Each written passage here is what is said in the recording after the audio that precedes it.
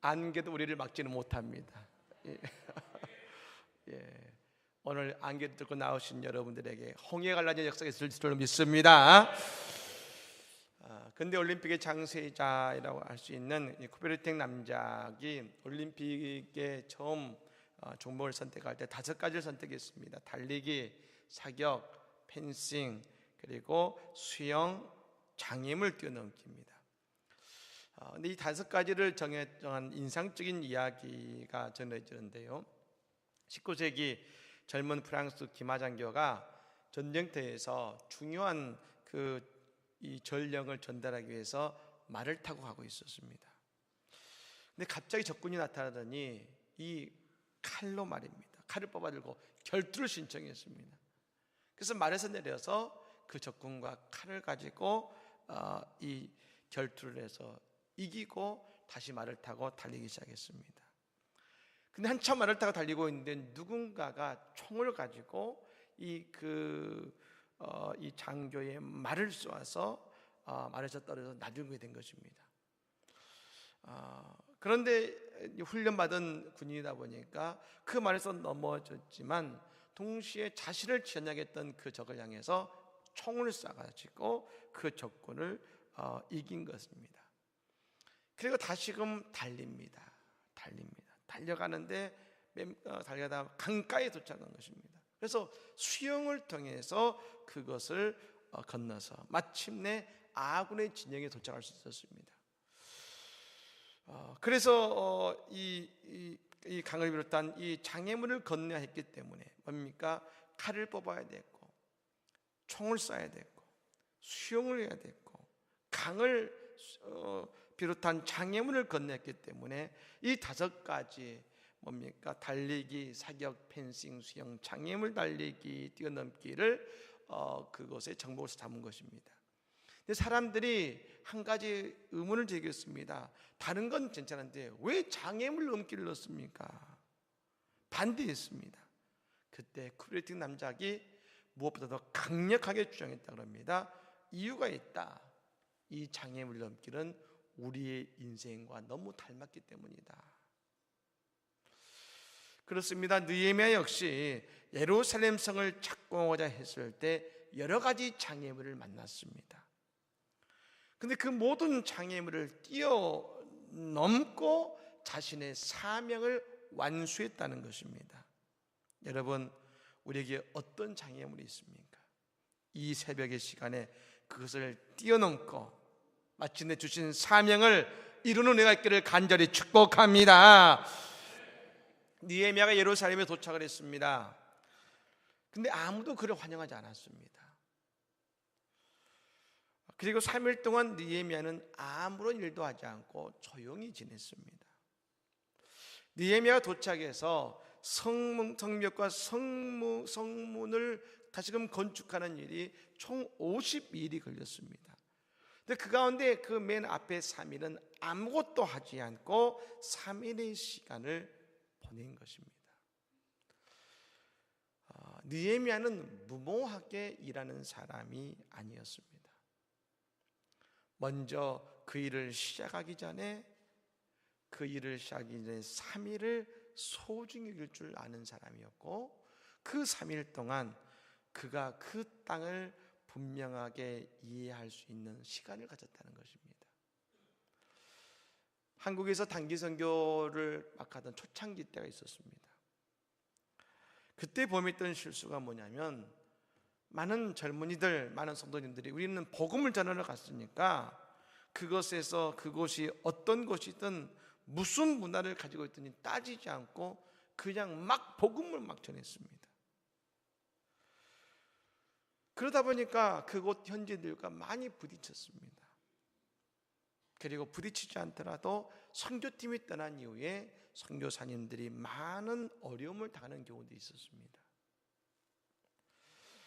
느헤미야도 그냥 하나님께서 나를 보내셨다고 선포하고 그냥 이 성문과 성벽을 세우는 일을 막 한 것이 아니었습니다. 그럴 수 있었겠죠. 하나님이 보내셨고 이미 아닥사스다 왕이 모든 것을 다 후원해 줬으니까 이제 세우면 된다고 할 수 있었지만, 중요한 것은 느헤미야는 알았습니다. 그는 예루살렘에 대해 듣기만 했지 예루살렘을 몰랐습니다. 말로만 들었던 예루살렘의 처지와 현재 모습이 어떠한가를 느헤미야는 먼저 쭉 둘러봄을 통해서 파악을 해내는 것이죠.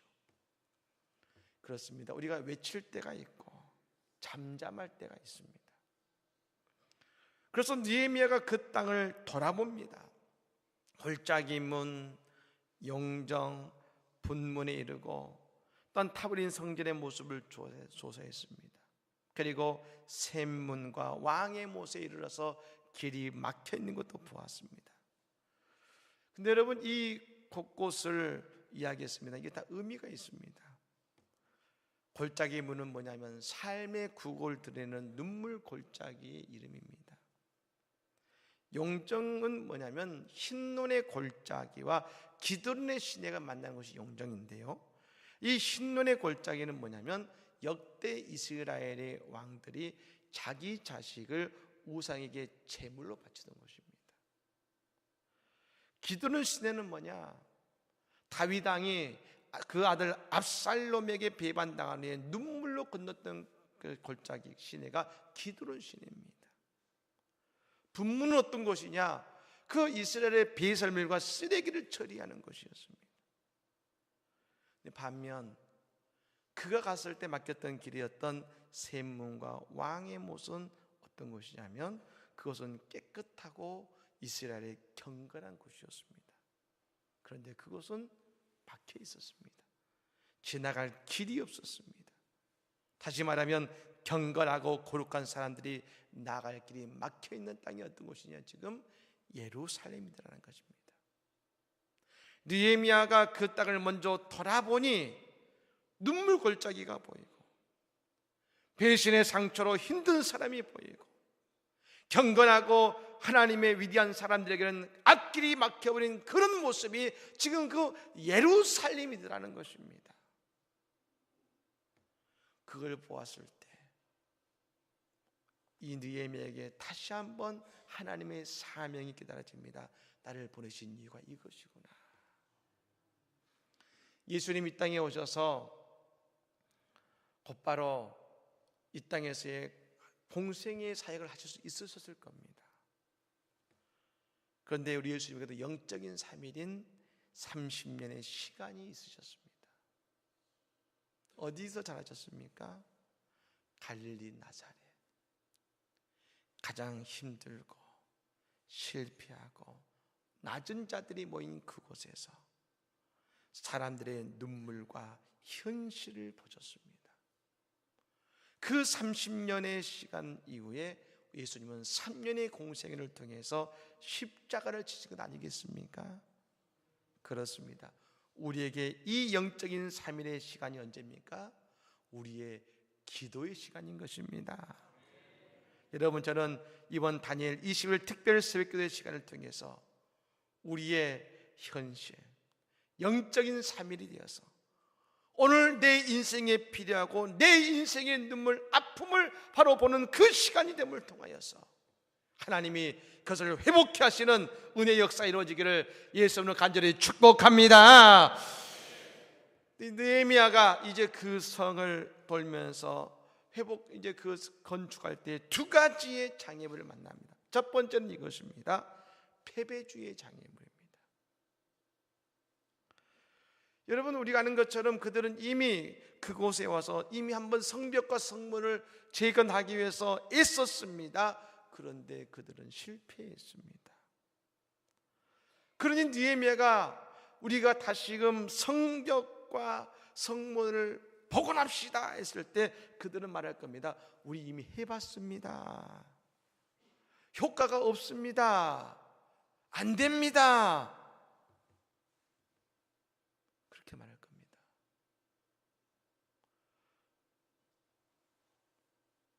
우리의 신앙생활에서, 교회에서 우리가 늘 무언가를 하고자 할 때에 오늘 우리에게 나오는 이야기가 아닐까요? 해봤습니다. 목사님 해봤는데 안 되대요. 근데 여러분, 느헤미야는 그들을 설득하지 않았습니다. 느헤미야는 그들에게 이 말을 해줬습니다. 18절 말씀 다시 한번 읽겠습니다. 18절 말씀입니다. 읽겠습니다. 또 그들에게 하나님의 선한 손이 나를 도우신 일과 왕이 내게 이런 말씀을 전하였더니 그들의 말에 하고 모두 힘을 내어 이 선한 일을 하려 하매 아멘. 여러분, 느헤미야는 다른 말을 하지 않았습니다. 그들에게 무엇을 말했냐면 하나님의 선한 손이 그를 도우신 일과, 그리고 그 하나님의 선한 일을 통하여서 아닥사스다 왕이 그에게 했던 말을 전한 것입니다. 아닥사스다 왕은 그런 말을 할 사람이 아닙니다. 그런데 하나님의 선한 손이 그에게 함께 하시니 아닥사스다 왕이 그런 말을 하더라. 이게 뭡니까? 간증입니다. 간증. 하나님께서 살아계심을, 하나님의 살아계심을 전한 것입니다. 하나님의 이르심을 전한 것입니다. 저 왕이 그냥 느헤미야에게 목재도 지킬 병사도 준 것이 아니라 이 모든 일을 하신 분은 하나님이시다 라고 느헤미야가 그들 앞에서 고백하며 간증한 것입니다. 제가 어제 목회 세미나를 다녀왔습니다. 다른 학문을 배우는 것이 아니라 우리 교단에 이 목회하시는 목사님들, 이제 담임하신 지 이제 목회를 시작한 지 1년 반 되신 분, 어떤 분은 20년, 어떤 분은 30년 되신 목사님들, 또 그리고 은퇴하신 총회장 목사님께서 그분의 목회 삶 예정에 쭉 하시는 말씀들을 제가 지금 듣고 참 은혜를 받았습니다. 근데 그분 중에 한 분의 목사님의 간증이 뭐냐면 시골에서 목회하시는데 정말 그 시골에서 그 한 분 한 분을 붙잡고 기도하고 전도하고 막 애를 씁니다. 갔더니 교인 15분 계시는데 그 가운데 80세 이상이 10분이었어요. 그리고 60대에 나머지. 그런데 그분들과 앞으로 기도하고 전도하기 시작했는데 1년 동안 9분이 전도됐다. 우리는 별로 안 놀랄 일이지만 시골에서는 전도됐다면 주위에 있는 교회들이 와서 다 목사님들 놀린다면, 아니 시골도 교도 전도가 됩니까? 됩니다. 근데 그것이 언제 이루어졌느냐?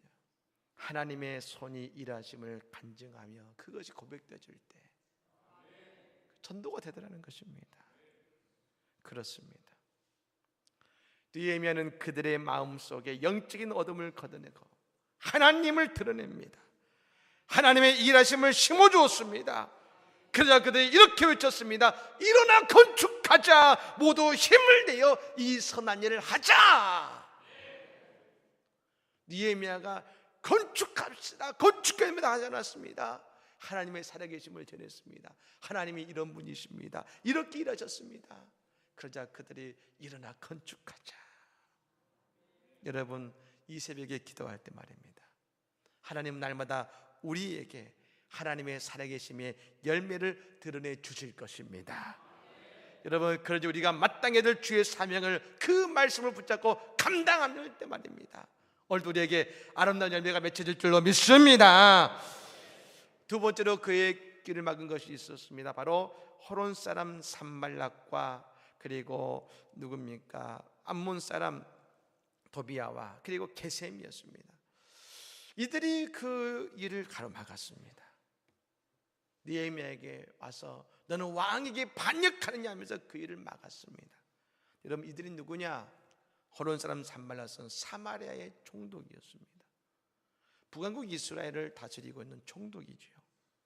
도비야는 누구냐면 암몬 사람인데 이 산발락의 부하입니다. 게셈이 누구냐? 저 애굽의 북동쪽의 지역부터 팔레스타인 그 아래 지역까지를 다스리는, 다시 말하면 이 예루살렘과 유다 지역의 윗과 아래에 있는 그 총독과 왕이 바로 산발락과 게셈입니다. 그들이 느헤미야를 방해합니다. 성벽을 짓는 것을 방해합니다. 왕에게 반역하느냐 하면서 그를 못하게 만듭니다. 그때에 느헤미야가 이렇게 그들에게 선포합니다. 20절 말씀입니다. 우리 20절 말씀을 같이 읽겠습니다. 내가 그들에게 대답하여 이르되 하늘의 하나님이 우리를 형통하게 하시리니 그의 종들인 우리가 일어나 건축하려니와 오직 너희에게는 예루살렘에서 아무 기업도 없고 권리도 없고 기억대바도 없다 하였느니라. 아멘. 따라해볼까요? 하늘의 하나님이 우리를 형통하게 하시리니 믿으십니까? 이것이 느헤미야의 믿음이었습니다. 일을 시작하신 이가 하나님이시니 하나님의 이 일을 마치게 하실 것이다. 여러분, 이것이 빌립보 교회를 향한 바울의 믿음이었습니다. 빌립보서 1장 6절의 말씀에 바울은 이렇게 말합니다. 너희 안에서 착한 일을 시작하신 이가 그리스도 예수의 날까지 이루실 줄을 우리는 확신하노라. 일을 누가 시작하셨습니까? 내가요? 느헤미야요? 아니요, 하나님이 시작하신 것입니다. 그러니 하나님이 그 일을 마치실 것입니다. 그렇습니다. 느헤미야는 그 사람들의 말에 귀 기울이지 않았습니다. 오직 하나님이 시작하셨으니 하나님이 이 일을 이루실 것이라고 고백하고 있는 것입니다. 중국의 선교사인 허드스텔러는 그런 믿음 선교를 외치면서 이렇게 말했습니다. 하나님의 뜻에 맞는 하나님의 일에 하나님의 지원이 부족할 수 없다. 뭡니까? 하나님이 일을 시작하셨으니 하나님이 끝까지 이 일을 도와주실 것이다.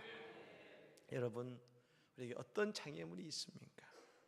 내 주위의 환경을 보면 어려운 것 투성이지만 오늘 이 새벽에 우리를 부르신 것은 우리에게 그 일을 이루시기 위해서, 그 일을 성취하시기 위해서 하나님이 이것으로 인도해 주신 것입니다. 그러므로 우리가 느헤미야처럼 하나님을 믿을 때에 주님과 함께 우리는 새 역사를 써내려가게 될 줄로 믿습니다. 사랑하는 여러분, 이 다니엘 21일이 우리의 영적인 3일이 되게 하시기를 바랍니다. 그리고 이 기도회가 우리의 장애물을 보는 것이 아니라 하나님의 형통을 보게 되는 귀한 자리가 될 줄로 믿습니다. 하나님이 우리를 부르신 것은 우리의 일을 이루시기 위함이니 우리의 무너진 성벽을 다시금 쌓게 하시고 성문을 다시 세우시기 위함이니 하나님이 이 모든 일을 이루실 것입니다. 여러분, 우리가 일어나 건축하십시다. 모두 힘을 내어 이 선한 일을 감당하는 우리 믿음의 성도가 되기를 예수님으로 간절히 축복합니다. 아멘. 찬양.